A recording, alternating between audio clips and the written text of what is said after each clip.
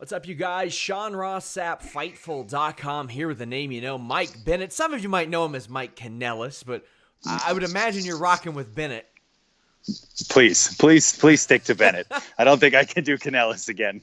How did you feel when you were told that you'd be taking that name on TV? Originally, I thought it was a really cool idea because I'm such an old school wrestling mark that I love the idea of just like cheap heat and like the idea of taking my wife's name. I was like, for some reason in this country, we think that that's the worst thing ever.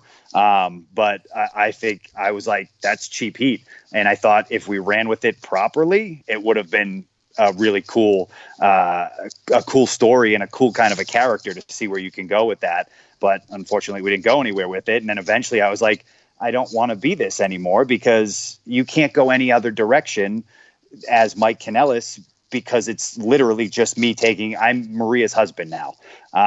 So initially I was like, great, cool, let's do it. I don't mind being given shitty things. I don't mind being given crappy gimmicks. I'm all about, give me something and I'll run with it. And if it sucks, well, that's on me. Or, I don't care about it. It's wrestling. It's phony wrestling. Let me try it and see if it works and have fun with it. But then when it doesn't work, give me something else to play with, because don't try to make me be Mike Kanellis and then be a badass on 205, because that doesn't work. Yeah. So this is a few days. We're filming this a few days after your release. People want to know how you're doing, how you're feeling. You've had some stuff out there on social media. Yeah. But how are you doing? And how's Maria doing? I mean, we're good. I think I feel like how everyone's kind of in this position. Even if you're not a wrestler, you're trying to figure it out. And I don't want to say we didn't see this coming, because there was always that thought in the back of your head when this started. I was like, all right, this is going to affect wrestling somehow. And this is and I didn't know when or how, but I also knew that I had asked for my release in the past. So I also knew that if there were going to be cuts, they're going to go, well, this guy doesn't want to be here. Let's just cut him anyways. So I guess I kind of expected it. I was kind of hoping not to be released during a pandemic. I was kind of like, I wanted to be released in October because then I could go work. Now I can't go work. But it is what it is. And I don't expect sympathy, because there's people in a lot worse positions than I am. Me and my wife can figure it out, and we're figuring it out. We're too busy with 2 kids right now anyways to even worry about anything else. So basically our main focus right now is provide for our kids, and then we'll see where the wrestling industry goes, and then we'll take it from there. Congratulations on the birth of your Thank you. child, by the way. And you mentioned you all are going to be all right. You've got experience in virtually every company outside of AEW, which wasn't around when you back then. I mean, you've been in Ring of Honor, New Japan, Impact Wrestling, all those places. So you do have a proven track record. And you had mentioned asking for your release in October, but there were rumors that there was a release asked for, like, maybe, I want to say 9-10 months before that, but things got worked out. So there were a lot of people who had assumed that you were on your way out, and then it seemed like almost out of nowhere, it's like, hey, Mike and Maria signed 5-year deals. Right. Can you explain to me the process of going from creatively frustrated to re-signing with the company? Yeah, it's difficult to explain to people when it seems it should be so like black and white and cut and dry. And everyone wants it to be black and white and cut and dry. Everyone wants it to be like, well, you weren't getting what you wanted creatively, so why did you re-sign? Well, I don't know if anyone realizes how incredibly difficult it is to work towards. Like, when I was 12 years old, I said, I want to work for WWE. That's where I want to be. That was my love. That was my drive. That was it. That's what I wanted to do. Then you finally get there, and you know in the back of your head that if you're not being used, eventually they're going to get rid of you. Mm-hmm.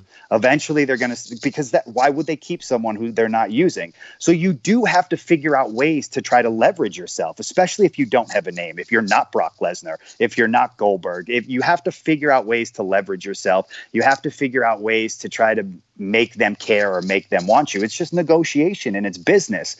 And so we were constantly talking, and then eventually you get to the point where they offer you a new contract. And then when they throw amounts of money at you, then you have to look and say, all right, well, I get a daughter at home now too. And this is 5 years of guaranteed money. And on top of that, when they tell you like, well, if we pay you more, we will have to use you more. And then you go, okay, well, that makes sense to me. And I want to be used. And, and it's a very fine line of being like, what is more important right now? Is it more important to be creatively satisfied, or is it more important to provide for your family? And like we got to the point right before we got released where we were settled in and we were like, all right, we're going to build a nice little nest egg and we're going to take what we got and we're going to work our ass off and we're going to keep pitching ideas. And if nothing sticks, nothing sticks. So yeah, like it's a fine line. You just try to find, and I get why people are like, well, why didn't you just leave when your contract was up? And you're right. And I have no reason that's a good argument. Should I have? Maybe. I'm not going to, if someone comes at me with that, I'm going to be like, yeah, you're right. You're absolutely right. I got nothing to say to that. But on the flip side, I have a family and I got to think of them first too. And again, I think there's always that thought in the back of your head that you convince yourself that things will eventually work out for the better. You're like, if I just stick this out, I'm going to get paid well. And if I just stick this out and I just keep on knocking on Vince's door, something's going to stick eventually.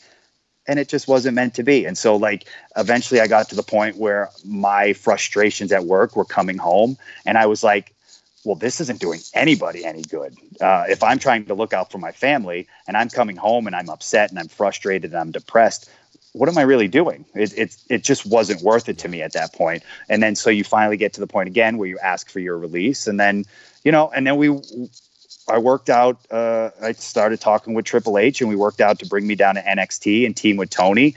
And ever since I started teaming with Tony, I was like, this is fun. We weren't doing a lot. We were on 205. We were doing NXT house shows. But for the first time, I was having fun. And I was like, I'll just ride this. And then this happened. So it is what it is, So to kind of go to the middle of that, I saw it, so I know you got plenty of tweets because there's people who feel like they need to tag people and everything. Yes. When you and Maria re-signed, a lot of people were like, oh, they fleeced WWE out of money because they knew they were going to have a kid.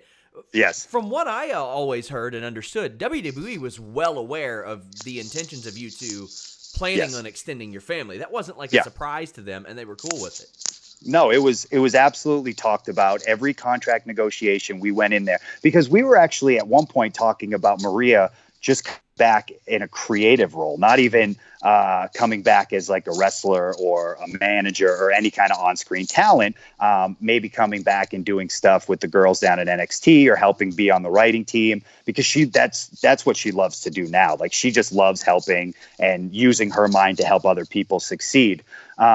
And that when we started talking to them, we said, look, we're getting to that point where I'm 34, Maria's 38. We want to have our kids when, we want to have our kids. And when we talked to them, they were great. They were like, yeah, that's not a problem at all. We told them, they 100% knew.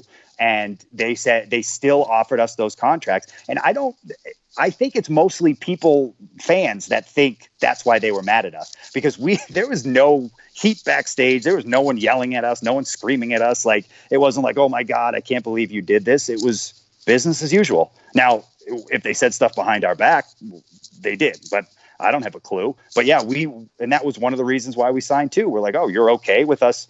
And yeah, of course, they're a family company. Yeah, and they'll pay us. And like I said, that's why they took good care of us while we were there. They just did nothing with us creatively, and that sucked. And to the counterpoint of those people, the pregnancy played into the favor of you guys creating it, because you all got on TV more than ever before. There was a 24/7 title storyline created around you guys. And you had mentioned the creative desires that you all had. Did you all pitch anything for that, or did they just come to you and they say, hey, this is what we want to do? So it's actually funny how that all went down. It was right the week we found out we were pregnant was the week that Paul Heyman called us and said, I have this idea of doing a tag match with you and telling Maria, you and Mike and Becky and Seth. Yes. And he went over the whole match, and he's like, and then this, and then Maria, you'll come in, you'll be chicken shit, blah, blah, blah. And then eventually she'll get you in the hold and you'll tap out, but then you'll start blaming your husband for it. You'll start blaming Mike for it. And me and Maria kind of we had just found out like 2 days ago we were pregnant. We were just waiting for the right time, to tell them when we wanted to tell them. And Maria was just like, Paul, I've known you a long time. I have to tell you I'm pregnant. And he went, all right, well, this isn't going to work then. And then typical Paul Heyman fashion, stops dead in his tracks. And he goes, I think I have an idea. Do you mind if I tell the boss? And Maria went, no, we were going to eventually anyways. And he goes, all right, I'll call you back. He called us back and pitched the whole angle that we did. And we were like, yeah, that's great. And the caveat was always, as long as this goes somewhere, like I said,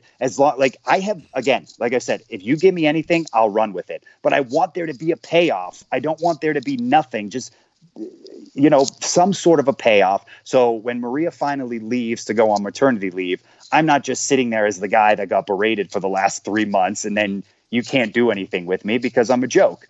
So, and we had pitched a lot of the storylines we pitched, like the stuff with Ron Simmons doing the dam at that was me and Maria. Like, I thought that was funny and would be cool, a couple of other things we pitched. And then Paul came up with the 24/7 title idea. And I thought that was fun. Like, that was fun to me. And I was like, well, you're really building something here. But yeah, it was always that caveat of, we'll play and we'll do it and we'll have fun, because again, it's phony wrestling. We're make believe. It's not real life. My name's Mike Bennett. I'm not my wife's bitch. Like, it's just not that way. That's the thing. There were a lot of people that were like, oh, they're trying to embarrass him. They're trying to embarrass him. And in my mind, I'm sitting there thinking they just signed him to a 5-year deal for probably significantly more money. I mean, Rhino's out there saying, they offered me double my downside guarantee, so I get the feeling a lot of people are getting raises. And I'm like, I don't know if signing someone to a 5-year deal is the best way to embarrass somebody, especially when they are performers. Yeah, and not only that, but I don't think people realize how valuable TV time is. Mm-hmm. How much money that costs the company. Like, it's in the millions. Yes. They're not going to waste TV time on someone just to embarrass them. Maybe a one-off embarrassment, and that's it. They're not going to progress a storyline and use it and put us in the ring with their 2 top stars being Becky and Seth, then put the title that they just introduced in the 24/7 title, put that, they're just not. That's it.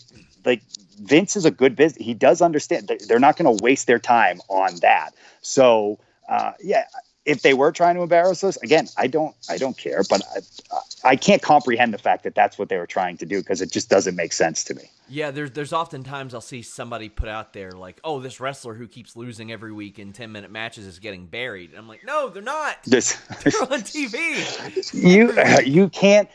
That's the stuff that and we always talk about this backstage at WWE, and it's always like, you can't win with that, because and I always use the example, like, let's say I was wrestling Sami Zayn. If I go out there and I wrestle Sami Zayn and I beat him, it's, oh my God, they're jobbing Sami Zayn to Mike Bennett, Mike Kanellis. How could they do that? He's so much better. Then if it's the flip side, then people go, oh my God, they just brought Mike Kanellis in and he's losing to Sami Zayn. Now his career's over. There's no winning. There's absolutely no winning. Either you're always going to piss off somebody. Yeah. Somebody's always going to think you're being buried or jobbed out. So you just got to roll with the punches. And you're absolutely right. They're not wasting TV time to just job someone out, or there is reason behind everything. So you had also mentioned at one point, I think it was when you were off TV for a while, that you would do some speaking engagements, some seminars and stuff like that. How was that received with WWE? Did they even reach out to you? Because that's the thing. Like, a lot of people think, oh, well, they're not allowed to do anything. And I think people would be surprised at the amount of stuff you guys are able to do. Yeah, they didn't say anything to me. And I didn't really expect them to, because they only care about the wrestling side of it. They don't want me. They're like, oh, you can't go and work for AEW, or you're not going to go work for Ring of Honor. And okay, yeah, that makes sense. But if you want to go do speaking engagements, and all the stuff I was doing was for free. Like, I wasn't charging I just wanted to talk to people and help people out and stuff like that. Now, if there's money involved, you might have to go to them and talk to them a little bit, or if it's something in the entertainment field, you might have to go in. But they're incredibly lenient. Like, they're not just like, no, you can't do it. No, you can't do it. With wrestling, yes, they're going to say, no, you can't do it, but they're a wrestling company. But that was fun for me. I loved it. I did a bunch of, indie shows. Like, I went to these indie shows and talked to the guys and really just kind of told them the wrestling world is wide open and they can go and like, I mean, clearly it's a different world right now, but at the time I was like telling them, I wish I was still on the indies, because you can market yourself in an incredibly different way than when I was originally there. There are stars on the independents that don't have to sign to long-term contracts with anybody. They can just use social media. Look at Joey Janela. He got his name out there just by social media. All these guys are doing that. And it's like, that was always kind of like my main point. And I wanted to use my story to try to help everyone else out, because I was sitting at home doing nothing. So I was like, well, I might as well go and, pay it forward a little bit.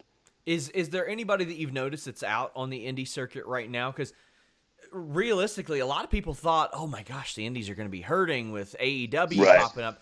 And then you've got like Danhausen and Warhorse and like all these people that are doing different things that are standing out. And now it's about to get flooded again with a bunch of really great talent that are still either in their prime or approaching their prime. And that just does not happen anymore. Is there anybody that you saw that stands out to you and you're like, yeah, I'm going to be seeing them a lot more?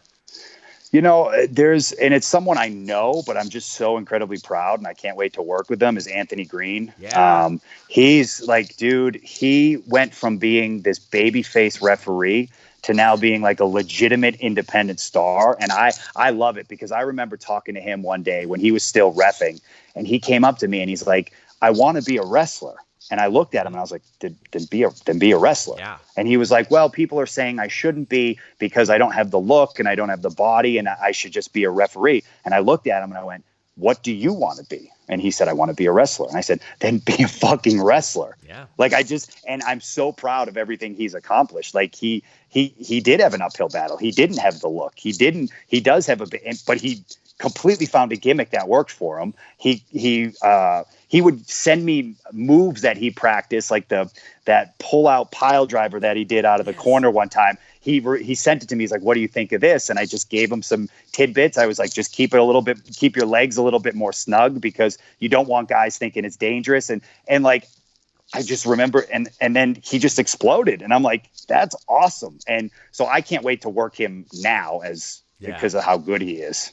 Yeah. I actually heard from him last week. And that's the thing. A lot of people, when I hear they don't have the body for it, I'm like, you all should really watch some UFC, because they're not all novices there. Like, you'd be surprised. Like, if you saw John Jones in person, you would see really tiny legs, and you'd be like, really? Right. And I remember when Rampage Jackson was on an episode of Raw, and Virgil at like 45 was way bigger than Rampage Jackson. And I was like, I mean, like, people you look at someone like Tyson Fury. He's big, but he doesn't look like anything, but he could probably kill me with one punch. Like, it's just.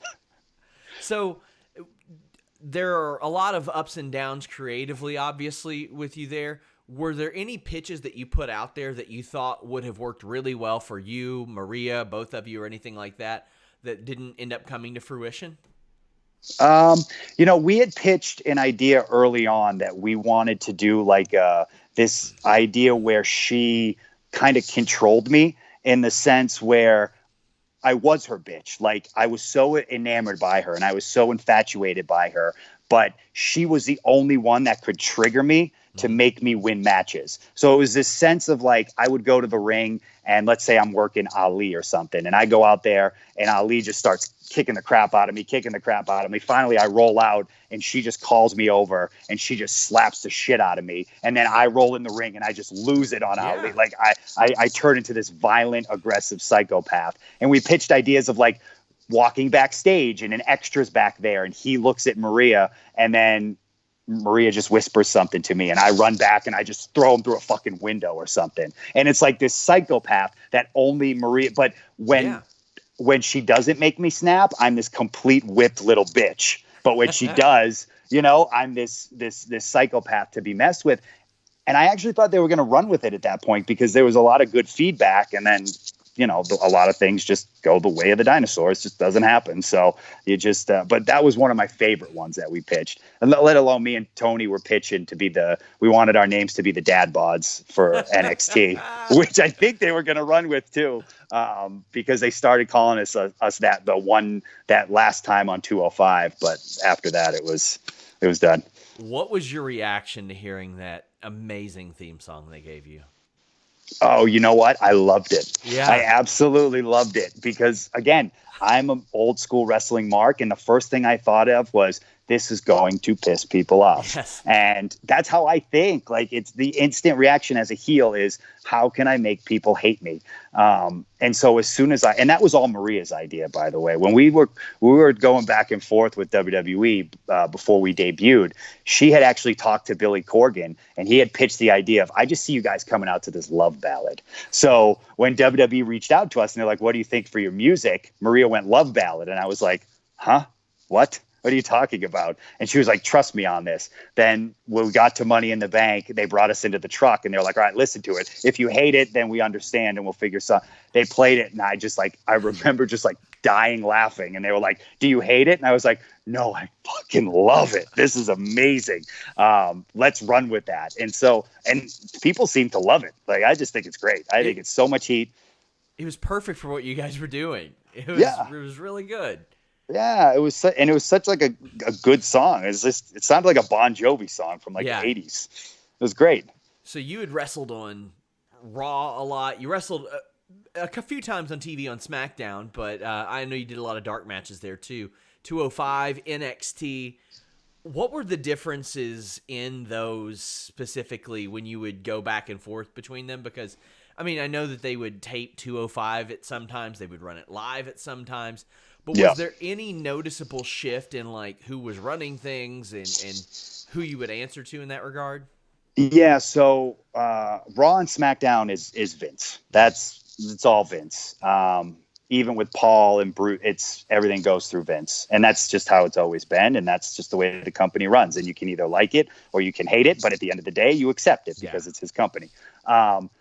NXT is all it's all Triple H. Triple H runs everything. I didn't get on NXT TV, so I don't really know how NXT TV works. The house shows for NXT were a blast. Usually Steve Carino was running it or Norman Smiley, and they had so much trust in me and Tony that they were just like, you just go do whatever you guys want and have fun. And it was like being on the indies again, and I loved it.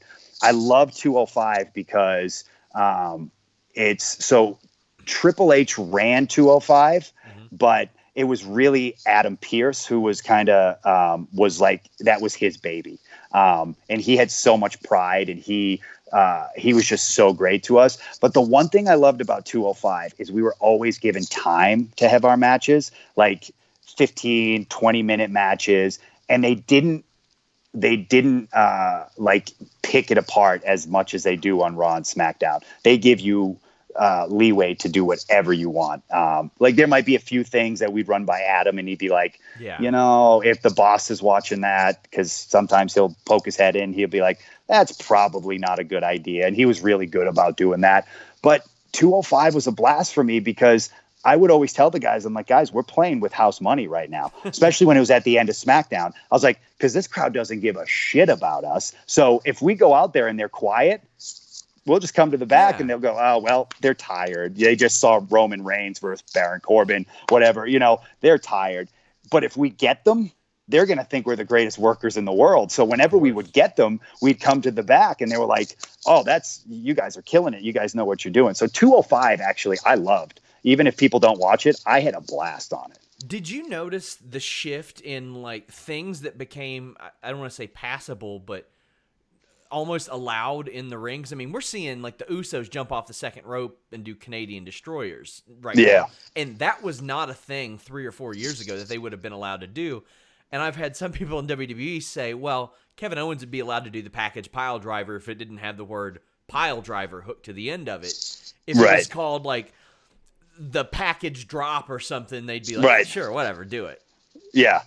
No, I mean, I know the pile driver is not allowed. I think I think they understand to a sense, especially with NXT, they understand where the way wrestling is trending. And they understand that in order to still hook those fans, they have to have those kind of matches. And you can't, I mean, there's so many guys on that roster that can have those type of matches that it's going to be very difficult to tell them, oh, you're going to have 20 minutes, but you can't do this move, this move, this move, and that move. So I think eventually it's starting to leak in, you know. I honestly, and don't quote me on this, but I would be shocked if like you don't see a pile driver soon, or you don't see Kevin doing the package pile drive. I know he pitches it at least like once a month. And eventually they'll go, all right, do it, just do it. Like leave us alone and do it. Because you just see every time someone says that's never going to happen, it's almost guaranteed it's going to happen because that's the way it goes. And you start to see these moves leak in and leak in and leak in. So I think before you know it, there probably won't be any, like you'll probably be able to do every single move you want. Yeah, I had heard that right after Ray and Andrade did it on TV, Matt Riddle and Damian Priest did it on an NXT house show, and as soon as they went to the back, somebody was like, you do not do that unless you run it by us first. But that 100% sounds right, yeah. Now we see it very often. Now, one thing that I love is how open you've been with your sobriety and stuff on social media, and it's inspired a lot of people because, again, I see those replies to your posts, and I see the type of people that are like, this motivated me, this helped me, a lot of stuff like that. Was that difficult to put some of that on social media because of, quite frankly, some of the positive and negative that you'll get, or did that help keep you accountable? So it was a difficult decision. I went back and forth with it at first, but then I had two reasons why I wanted to do it. First is, like you said, I wanted to hold myself accountable. I wanted to put it out there because I wanted it to be like, if it's out there, people are going to be watching me. People are going to know that if they see me out in public and they look at me and I'm acting like a fool, they're going to know I'm pilled up, and they're going to be like, oh, you're a liar. But secondly, I genuinely wanted to help. Like I know the opioid crisis has affected so many people. I mean, and not only that, but one of my trainers and my mentors and one of my best friends, Steve Bradley, passed away from a heroin overdose. And so that incredibly affected me. And like, I wanted people to know that like this hits everybody. It hits everybody, whether you're a WWE wrestler, whether you're a movie star out in Hollywood, or whether you're 20 years old at a college. Like it hits everybody. And so the fact that I could go out there and use my platform to say, hey, it's okay to talk about it. It's okay to admit you have a problem. It's okay to say, hey, I need help. That was important to me because I was like, you know, if I have this platform and I don't use it for good, what's the point? Sure. I can sit there and I can, like, if I'm just going to argue with fans about what's good wrestling and what's not good wrestling, or if I'm over or I'm not over, or if I'm my wife's bitch or I'm not, like, what am I really doing at the end of the day? Like, I have the opportunity to affect people's lives. I'm going to use it for a good purpose. I'm not just going to sit there and use it for a wrestling purpose. Yeah, I love how positive your social media is all the time too, because it does. This can be a very cynical line of work for a lot of people, and I mean, I'm often doing that as well. I'm watching a whole lot of wrestling every week. It ain't all going to be winners, is what I tell people. It's not. We're all human. Yeah, it's likely to happen, but I love how positive that you keep it, and even throughout this experience and all this. And you are in perhaps one of the most unique spots of anybody because, like I said, you have experience with New Japan, Ring of Honor, Impact, but I'm pretty sure that all three of those are under different management than they were when you were there. Yes. I think so, because Harold May has taken over New Japan. Marty is helping run Ring of Honor, and Impact is Anthem now. So do you know where you stand with any of these companies right now?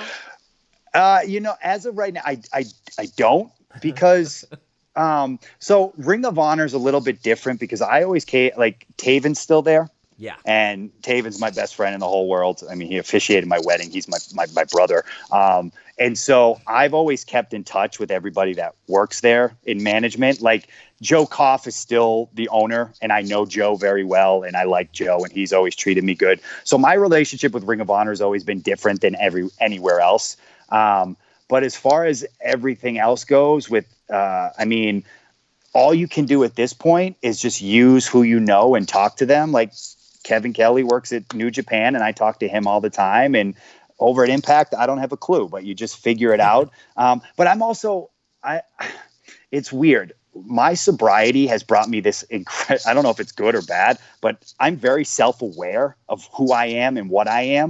And I know for a fact that the last 3 years in WWE hurt my career. It just did. I know for a fact. And this isn't I don't want people to take this as I'm mad at WWE, because I'm not. It's just the way the cards fell. I wasn't used, and when I was used in an angle that made me look foolish, and then it didn't go anywhere. So I'm also self-aware to know that maybe these companies won't want to take me right away. Maybe these companies will want me to build my name up again. Maybe, I don't know where I stand. I know where my wife stands. My wife's brilliant, and she can do whatever she wants. Like, that's just how she is. She'll figure it out. For me, I didn't have a good run at WWE. So it's not like I can be like, well, I'll use WWE and say I'm a WWE superstar. There's probably a lot of WWE fans that don't even have a clue who I am. Like that's just the way it is. So I'm still trying to figure that out. I'm reaching out, I'm talking to people, and we'll see where it goes. But everyone knows, who knows when it's going to get started up again. So right now I'm just kind of trying to figure out what life is going to look like after, 3 months from now. And I have to start going out there and doing things again. Now, I do want to film another brief segment with you after we wrap this up, but let people know where they can follow you on social media. I know you've got your Pro Wrestling Tee store open too. A lot of great stuff up there, but let people know where they can follow you. Yeah, so on Twitter, you can follow me at The Real Mike Bennett, and then on Instagram, follow me at The Real Michael Bennett. Some asshole took the name Mike Bennett, so I got to, right? And pay Twitter just follow off. those. That's what we had to do for the Fightful handle. I might do it. But yeah, just follow me on those, and then my Pro Wrestling Tee store. It's just Mike Bennett on there. Just most of my stuff I do on Twitter and Instagram. My videos go up there. I still like to do motivational videos because, like I said, I want to use my platform to help and be positive. Because you said can be a cynical industry. It can be a negative industry. So if I'm the one guy that's constantly just like, head up, chin up, let's go, keep moving forward. Wrestling will suck. Wrestling will be good. Let's just take the good and the bad. Then that's what I want to use it for.